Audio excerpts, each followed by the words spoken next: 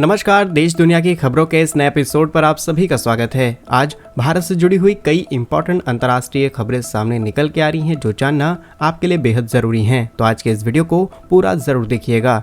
आज की पहली इंपॉर्टेंट अपडेट भारत, रूस और अमेरिका से सामने निकल के आ रही है। यदि आपको याद हो तो कुछ दिनों पहले अमेरिका ने जापान की मदद लेकर के भारत की कई कंपनीज के ऊपर प्रतिबंध लगाए हैं, लेकिन अब रूस ने भारत का बदला लेना शुरू कर दिया है और अमेरिका के ऊपर कई प्रतिबंध रूस ने लगा दिए हैं। दूसरी इंपॉर्टेंट अपडेट भारत और चीन से सामने निकल के आ रही है, जहां पर LAC मुद्दे को लेकर के मिनिस्ट्री ऑफ एक्सटर्नल अफेयर्स, इसके अलावा WMCC यानी कि working mechanism for consultation coordination India China border को लेकर के 31st मीटिंग होने वाली है। तीसरी इंपॉर्टेंट अपडेट की चीन और अमेरिका काफी ज्यादा क्लोज आ रहे हैं, जहां पर चीन के नेता शी जिनपिंग और अमेरिका के नेशनल सिक्योरिटी एडवाइजर ने रिसेंटली एक बहुत ही इंपॉर्टेंट मीटिंग की है। नेक्स्ट बहुत ही इंपॉर्टेंट डेट सामने निकल के आ रही है मिडिल ईस्ट से, जहां पर ईरान ने अब वार्निंग दे दी है। इजरायल को एक तरीके का अल्टीमेटम दिया जा चुका है और अब अगर इजरायल कुछ भी एक्शन लेता है ईरान के अगेंस्ट तो US एम्बेसी के ऊपर हमला करेगा ईरान। आइए आज के इस वीडियो में सारी इंपॉर्टेंट अपडेट डिटेल्स में आपको बताते हैं। यदि आपको हमारे वीडियोस पसंद आ रहे हैं तो आज के इस वीडियो को लाइक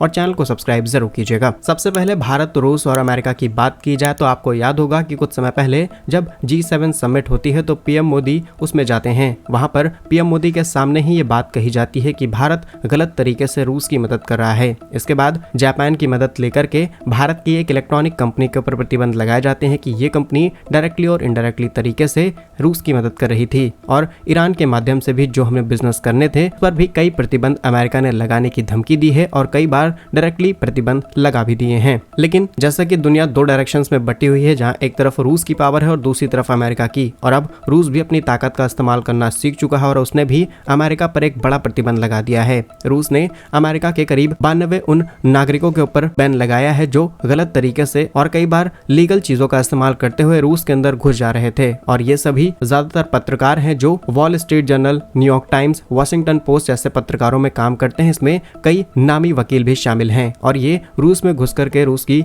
कई इंपॉर्टेंट डिटेल्स, वहां के लोगों के ओपिनियन, वहां के लोगों का लाइफस्टाइल और बहुत सारे सीक्रेट्स बाहर की तरफ ला रहे थे। इसलिए इन 92 लोगों पर रूस ने स्ट्रिक्ट एक्शन लेते हुए पूरी तरीके से बैन लगा दिया है और अगर ये लोग किसी भी तरीके से यहाँ पर घुसने की कोशिश करते हैं या फिर ये रूस के अंदर ही कुछ ऐसे लोग हैं जो इनकी मदद करेंगे तो उनको सीधे जेल में डाल दिया जाएगा। और इतना सब कुछ होने के बाद अमेरिका का रिएक्शन सामने आना बाकी था और फाइनली अमेरिका का रिएक्शन भी सामने आ चुका है। अमेरिकी विदेश मंत्रालय ने एक बयान में कहा कि वो यूनाइटेड नेशंस में जाकर के इस चीज की शिकायत करेंगे जहाँ पर फ्रीडम ऑफ एक्सप्रेशन की दुर्दशा की जा रही है। लेकिन अमेरिका नहीं जानता कि वो किस तरीके से अपनी सीक्रेट एजेंसीज के जरिए, चाहे रूस हो, चाहे भारत हो या फिर दुनिया के अलग अलग देशों में घुस करके सबकी इंपॉर्टेंट डिटेल्स अपने पास कलेक्ट करता रहता है। अमेरिका नहीं चाहता कि उसके बराबर कोई अर्थव्यवस्था अपनी लेकर के आए, कोई इतना ज्यादा ताकतवर दुनिया में बन पाए। इसीलिए अब दुनिया अमेरिका की इन चालों को समझ चुकी है और रूस का ये प्रतिबंध अमेरिका के लिए एक बड़ा चैलेंज बनने वाला है। बाकी आपके हिसाब से रूस का ये कदम सही है या फिर नहीं, अपनी राय कमेंट्स में जरूर बताइएगा। नेक्स्ट इंपॉर्टेंट अपडेट LAC से सामने निकल के आ रही है, जहां पर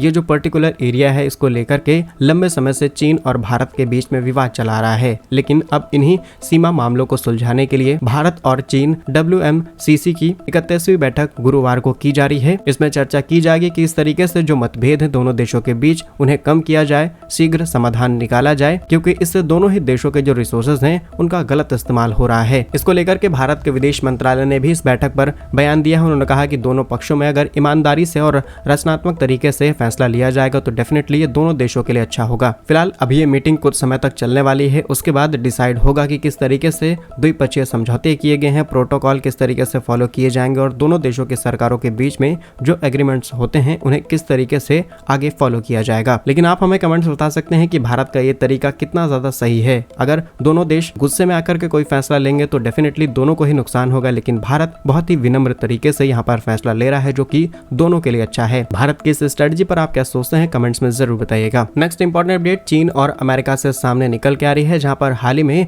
चीन के नेता जिनका नाम है शी जिनपिंग और अमेरिका के नेशनल सिक्योरिटी एडवाइजर जिनका नाम है जैक सुलिवान, इन्होंने आपस में एक इंपॉर्टेंट बैठक की है। इस बैठक के दौरान अमेरिका और चीन के बीच संबंधों को पहले से ज्यादा और किस तरीके से सुधारा जाए, वैश्विक राजनीति में दोनों देश किस तरीके से अपनी भूमिका निभा सकें, इन सब मुद्दों पर बात की गई है। डिटेल्स की बात की जाए तो यह बैठक 29 अगस्त 2024 को बीजिंग में हुई। जिसमें जैक सुल्विन ने शी जिनपिंग के साथ सभी मुद्दों पर बात की है और अलग अलग चैनल्स के माध्यम से किस तरीके से मामले को सुलटाया जाए, किस तरीके से दोनों देश न्यूट्रल हों, इस पर बात की गई है। लेकिन जो चीजें चल रही हैं इंटरनली या फिर कहें जो एक तरीके का साइलेंट वॉर चल रहा है दोनों देशों के बीच में, इसमें कुछ भी नहीं कहा जा सकता। आज हम सबके सामने है कि किस तरीके से चाइना और अमेरिका रेस में लगे हुए हैं कि कोई एक दूसरे से पीछे न रह जाए। अमेरिका जो कि इतनी बड़ी अर्थव्यवस्था बन चुका है और चाइना भी लगभग उसी के करीब जा रहा है, लेकिन इसके बावजूद भी दुनिया को दिखाने की कोशिश की जा रही है कि हम अच्छे दोस्त हैं। लेकिन इंटरनली आप सभी चीजें जानते होंगे कि रिसेंटली अमेरिका ने चाइना की इलेक्ट्रिक व्हीकल्स, सोलर पैनल्स, इन सभी के ऊपर 100% ड्यूटी इम्पोज कर दी है।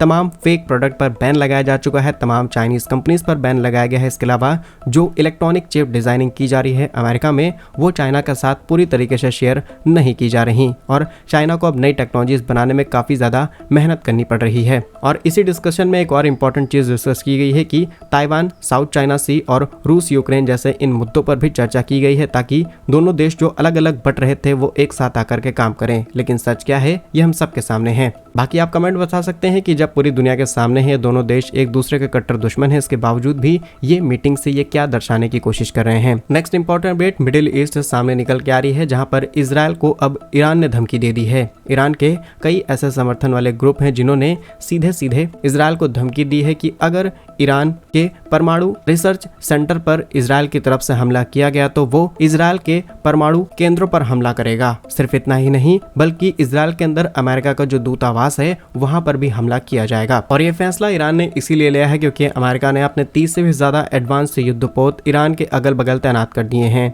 ईरान से करीब 4000 किलोमीटर की दूरी पर अमेरिका ने अपना सबसे खतरनाक B2 परमाणु स्टेल्थ बॉम्बर भी तैनात कर दिया है, जो कि बहुत ही ज्यादा खतरनाक परमाणु और नॉर्मल बमों को कैरी कर सकता है। 1000 किलोमीटर प्रति घंटे की रफ्तार से और करीब 50 फीट की ऊंचाई पर उड़ने वाला ये आधुनिक हथियार ईरान को पूरी तरीके से बर्बाद कर सकता है। इसीलिए इसमें अमेरिका इन्वॉल्व ना हो, इसीलिए ईरान ने कहा है कि यदि आप हम पर या फिर हमारे परमाणु रिसर्च केंद्र पर हमला करेंगे तो हम आपके परमाणु केंद्र पर भी हमला करेंगे। इसके अलावा अमेरिका का जो दूतावास है वहां पर भी हमला किया जाएगा। अब ऐसा नहीं है कि ईरान की तरफ से पहली बार ऐसी धमकी दी गई हो, कई बार ऐसी धमकी दी जा चुकी है। इसके बावजूद भी इजराइल को कोई फर्क नहीं पड़ता है, लेकिन इजराइल ने भी इस बात को काउंटर करते हुए क्लियर जवाब दिया है कि ईरान पर हम किसी भी तरीके का ऐसा हमला नहीं करने वाले हैं। हमारा कोई भी टारगेट नहीं है कि हम ईरान के परमाणु केंद्र पर हमला करें। लेकिन अगर आप इन सभी चीजों के बीच एक चीज कॉमन निकाल करके देखेंगे तो पाएंगे कि परमाणु केंद्र का जिक्र किया जा रहा है, यानी कि एक ऐसी लोकेशन जहां पर ऑलरेडी ईरान परमाणु टेस्ट कर रहा है। लगातार डेवलपमेंट्स हो रही हैं और अगर जल्द ही ईरान के हाथ में यह खतरनाक हथियार लग जाएगा तो पूरी दुनिया के लिए चिंता बन जाएगी। आज भले ही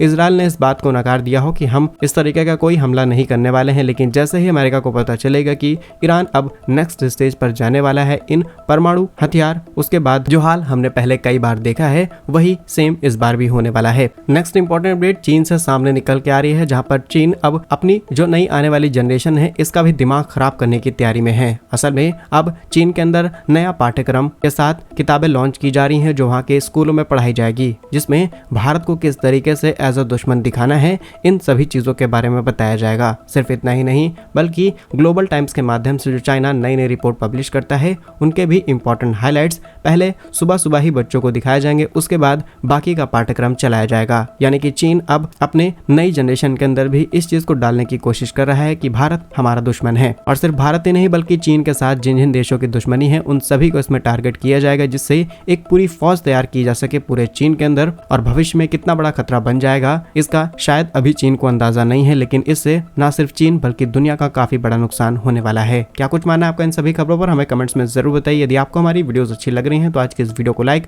और चैनल को सब्सक्राइब जरूर कीजिए। वंदे मातरम, भारत माता की जय।